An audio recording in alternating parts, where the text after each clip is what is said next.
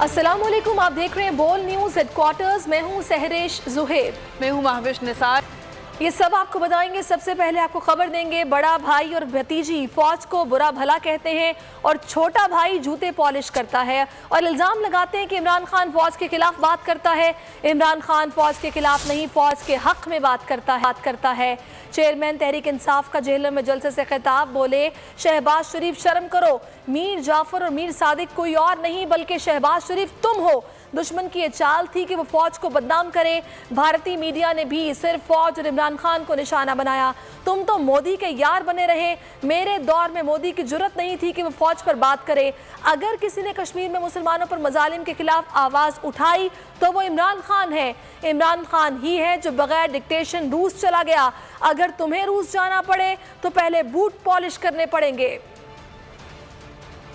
भाई नवाज शरीफ और उसकी बेटी वो फौज को बुरा भला कहते हैं और ये बूट पॉलिश करता है। कहता कि इमरान खान फौज के बड़े खिलाफ बातें कर रहे हैं, हम इजाजत नहीं देंगे। जब शहबाज शरीफ तुम ये कहते हो कि इमरान खान ने फौज की तनकीद की, शर्म करो। जो मैं मीर जाफर का कहता हूँ, तुम हो वो मीर जाफर। उन्होंने पाकिस्तान के खिलाफ प्रोपेगेंडा किया, उन्होंने मीडिया हाउसेस दुनिया में बनाए और पाकिस्तान के खिलाफ प्रोपेगेंडा किया।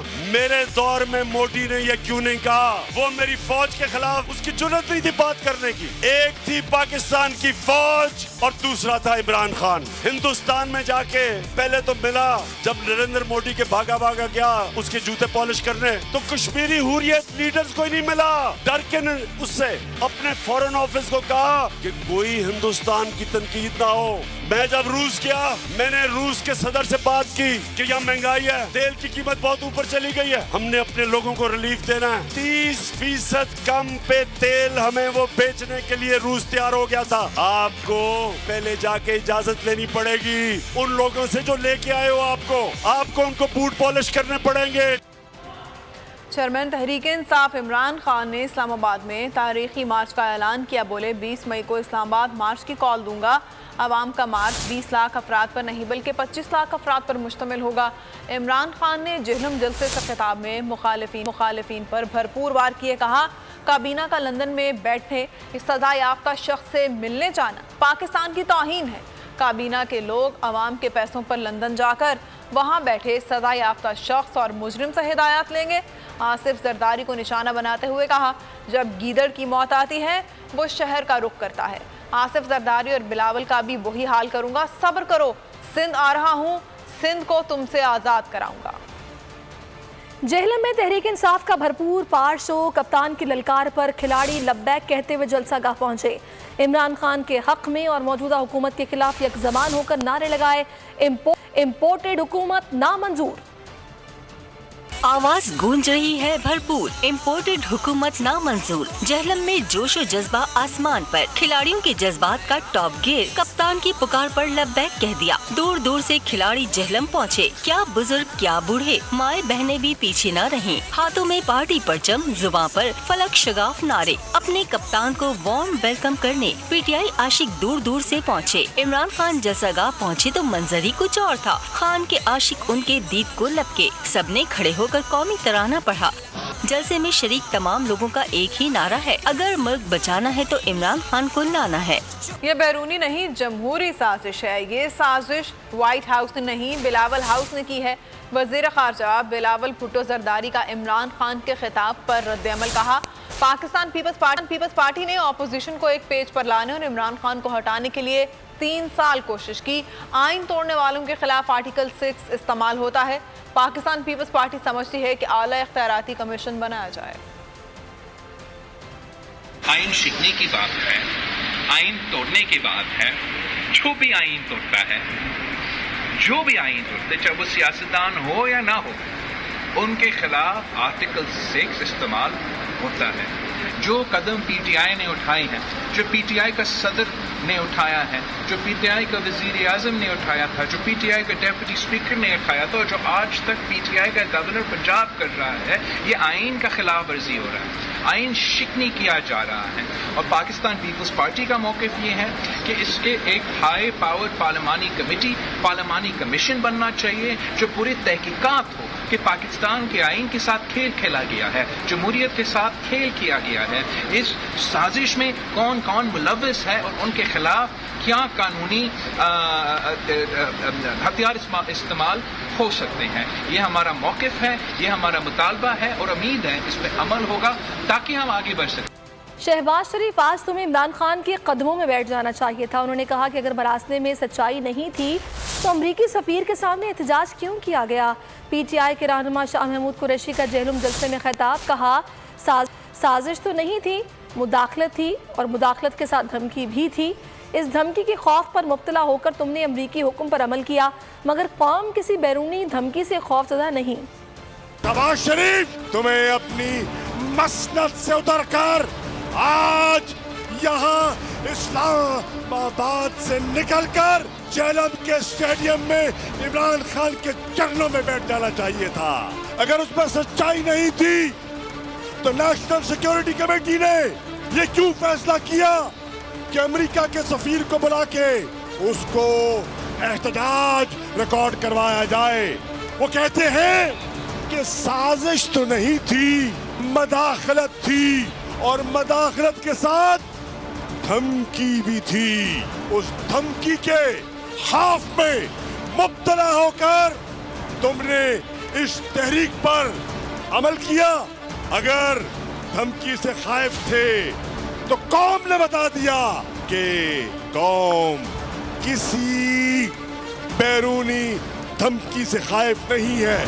पाकिस्तान के इक़्तिदार आला का फैसला वाशिंगटन नहीं, पाकिस्तान के लोगों ने करना है। रहनुमा तहरीक इंसाफ फवाद चौधरी का जलसे से खिताब, कहा इमरान खान हमारी उम्मीद है। आवाम के लिए 100 मोटर लेने से पहले वो 100 मोटर लें जिनका आईनी फ़र्ज है। पाकिस्तान हमारा घर है, इस पर डाकुओं ने हमला कर दिया है। रहनुमा तहरीक इंसाफ फवाद चौधरी का जलसे से खिताब, कहा चौकीदारों से कहता हूँ अपना फ़र्ज अदा करें, इलेक्शन करवाएं। अवाम फर्ज है 100 मोटो लेना। हमारा मुल्क हमारा घर है, इस घर के ऊपर डाकुओं ने हमला कर दिया है। चौकीदारों से जेहलम मुतालबा करता है कि अपना फर्ज अदा करो, इलेक्शन कराओ। इस मुल्क के बहरान का ये वाहिद हल है। पाकिस्तान का फैसला पाकिस्तान के अवाम करेंगे। कोई चेरी ब्लॉसम नहीं करेगा, कोई जरदारी जैसी बीमारी नहीं करेगी। इस्लामाबाद के तख्त का फैसला पाकिस्तान के अवाम। गुलामों की हुकूमत लाकर पाकिस्तान को कमज़ोर करने की साजिश की गई। PTI पाक फौज को मजबूत देखना चाहती है। साबिक डिप्टी स्पीकर कौमी असम्बली कासिम सूरी का PTI के जलसे से खिताब, पाकिस्तान को कमज़ोर करने की साजिश और पाक फौज का निशाना बनाया जा रहा है।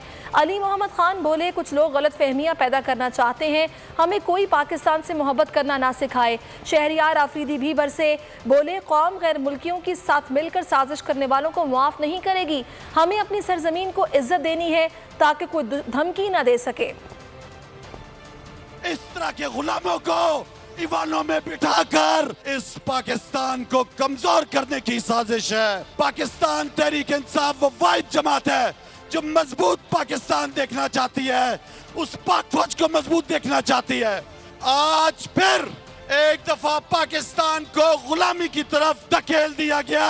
कुछ लोग गलत फहमियां पैदा करना चाहते हैं, उनको भी मैं तगड़ा जवाब देना चाहता हूँ। यहाँ जेहलम की सरजमीन से हमें कोई पाकिस्तान से मोहब्बत करना ना सिखाए। और वो लोग जो हम में बैठ के गैरों के इशारों पे चलते हैं, उनके लिए आज बताना बहुत जरूरी है। पाकिस्तानी कौम एक खुददार गैरतमंद कौम है।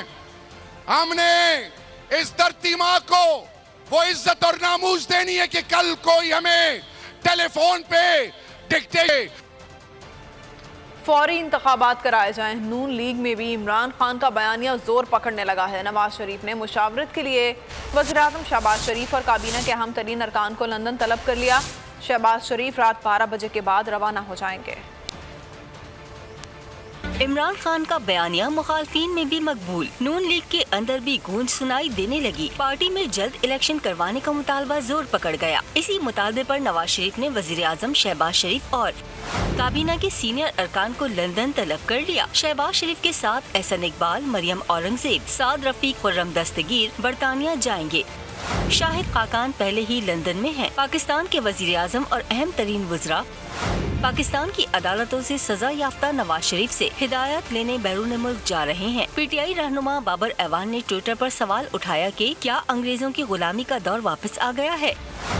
फरंगी राज में ईस्ट इंडिया कंपनी हमारे फैसले इंग्लिस्तान में करती थी, अब इम्पोर्टेड शोबाज ने पूरी काबीना एक्सपोर्ट कर दी।